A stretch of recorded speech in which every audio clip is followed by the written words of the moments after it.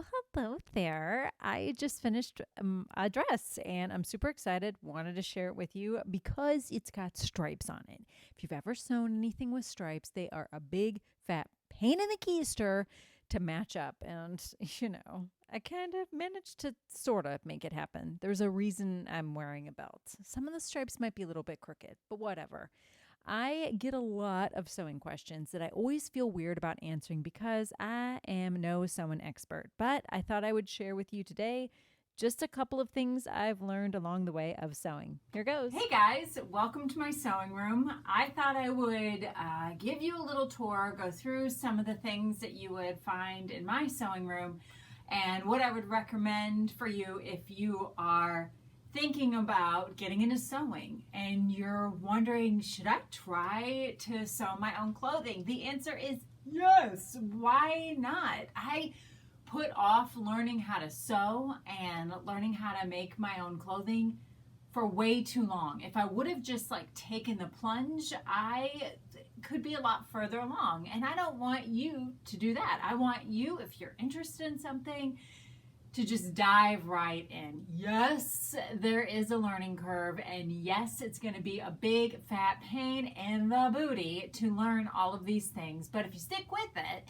you just might be able to create a really fun and funky wardrobe that's all you. So let's talk about first things first, and that is a sewing machine. So I actually have, I'm going to see if I can turn this around for you. I have a couple of different sewing machines, and the one that I always recommend to people, and this is, I do not get any endorsements, although I wish I did, brother, call me. I like my Brother machine. It's a great sewing machine. I actually have two Brother sewing machines, and then when we were able to get some sewing machines for my art room for my students, Brother is the brand that I went with. I don't have a lot of issues with them breaking. I don't have problems with the bobbin getting jacked up or whatever crazy thing the bobbin decides to go rogue and do. It just doesn't seem to happen. There's a lot of different price points when it comes to sewing machines, and if you're just starting out, it can be super overwhelming. So here's what I always tell folks to get. There is a basic Brother sewing machine that actually looks a lot like this Project Runway sewing machine. And the basic Brother machine you can find at places like Walmart, and it's about $150. I think it tends to go up a little bit higher depending on the time of year. Christmas time, I know they drop the price quite a bit. But it's a Brother machine. This is like a $400 Brother machine. There's not a whole lot of difference between the two except a bunch of bells and whistles that I don't even use. So if you're thinking about getting a machine, I really like this brand. I also really like Janome. I have a Janome machine. It's just for some reason noisier than my Brother.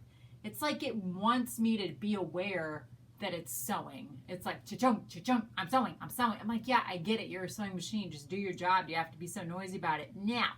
But it's a great sewing machine. I love it. So those are the brands that I really like and I would recommend. So that's first things first, get a sewing machine.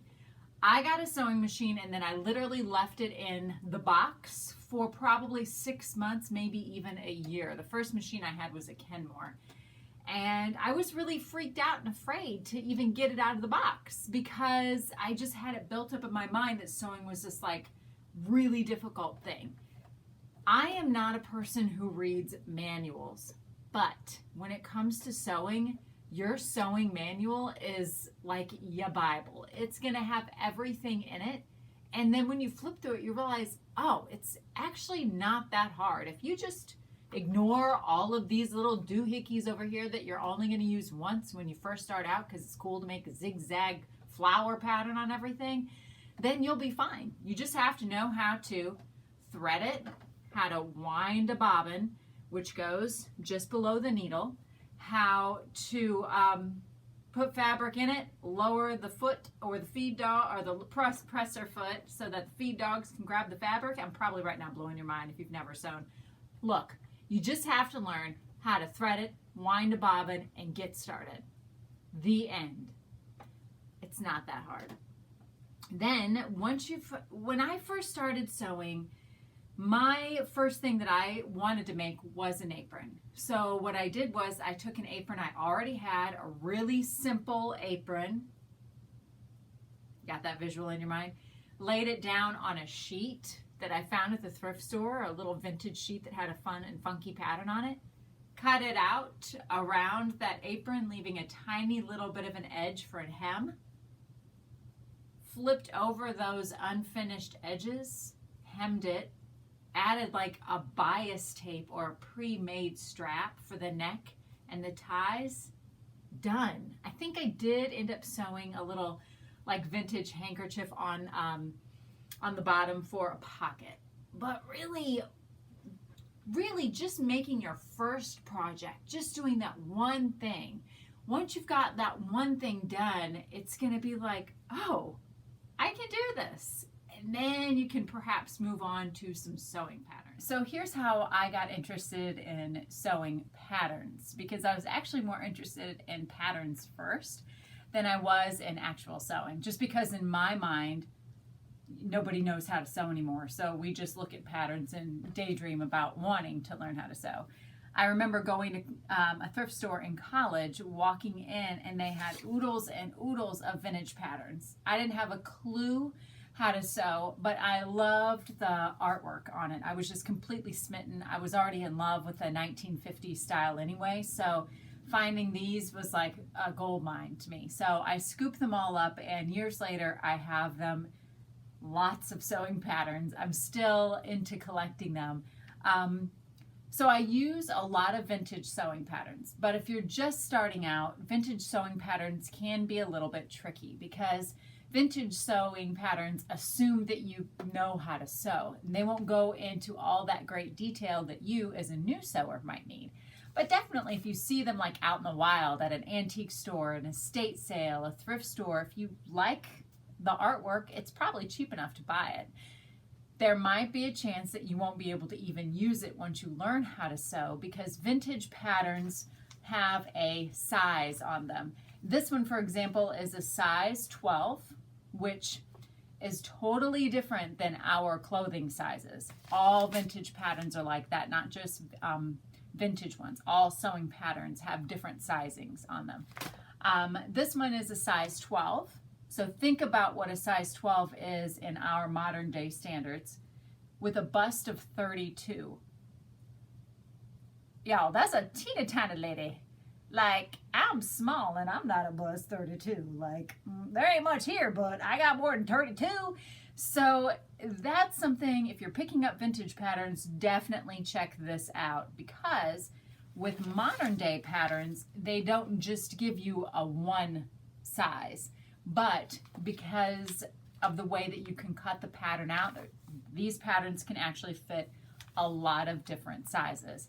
It'll still probably give you a range of sizes. For example, this one is sizes 12 through 20. And if you're not sure where do I fit along that 12 and 20 range, since it's a different kind of sizing, the back of this envelope is going to have so much information for you. So I'm going to put this vintage one aside, but just know if you start picking these up to double check this sizing right here. So if you are hitting the fabric store and you want to get yourself a pattern, I really recommend Simplicity. I think that they live up to that name. They are really pretty simple. And I also like these new look ones because they cheap and I'm cheap and easy. So what you'll want to do is, when you're looking at these, after you found out if your size is on here, checking the back will have your measurements to know if this is in fact the correct size envelope for you. I would just take a little look at the envelope and be honest with yourself. This one meets all the beginner's standards. This one doesn't have sleeves. Yay. This one has no collars, no buttons. Yes. This one also is just one dress. It doesn't have a bodice that's connected to a skirt like what I normally make. So if you're looking at it, it just essentially looks like a shirt that has what's called darts in it, which gives a little extra fabric for your bosoms. What you can also do is look at the back of the envelope. There'll be a line drawn diagram of what kind of pattern or what kind of pieces of fabric you'll be cutting out to make your dress. This one has like a front of the dress and a back of the dress, and that's it. That sounds good to me. This one has multiple pieces for the bodice and then a couple of pieces for the skirt. A little bit more complicated, but definitely something that you could do. Just know it's going to take a little bit longer. There might be some hiccups along the way. So that's how I would go about picking out your pattern. Definitely check for the size, make sure it looks simple, look at the back of the diagram. I almost always use fabric that you're not supposed to use for sewing clothing, I always use like this fabric right here. This is IKEA upholstery fabric. Is it comfortable to wear? No, it's all kinds of scratchy. Is it cute? Heck yes. Is it cheap? Oh my goodness. I also really like to use quilters cotton because they have really great patterns on them as well. Once you get more into sewing and you want to make like real bona fide clothing, then you'll want to learn the different types of fabric and the correct fabrics to use. Me, I've never gotten to that point and I'm okay with it. I stick with my beautiful patterns that I like, which means I'm using a lot of upholstery fabric, as strange as that sounds, and quilters cottons. So it'll tell you on the back a big list of suggested fabrics. It'll also let you know if you need to purchase anything. In addition, for this one, it just says you need thread and a zipper. Sounds good to me. And then also on here, there was something else. So, it'll tell you how much yardage to buy. So after you find out your sizing, it'll let you know, okay, if you're going to wear a dress in this pattern in a size 12, you'll need 2 yards of your fabric. Sometimes it might call for things like interfacing or stuff like that. Just ask your local craft store person what the flip they're talking about and they'll be able to help you out. So once you've got your machine, your pattern that's really simple, and your fabric that's super cute, guys, just get started. I mean, without me going into a pattern and really showing you the nitty gritty, I'm not even like qualified to do that because I'm self-taught and half of what I'm doing, I'm pretty sure I'm doing it all wrong. So I encourage you to go explore all the amazing YouTube sewing videos and bloggers out there because there are tons, and just try it. Just try it. And these guys, this guy right here is your BFF. You won't want him to be your BFF. Don't nobody want to have a seam ripper out, but it'll be your best friend. So good luck, guys, and I cannot wait to see what you make. All right, guys, so much for that tour, but I do hope that that helps you get an idea of where you could get started. If you're thinking about diving into sewing, you should totally do it and look this amazing doing it. Bye, guys.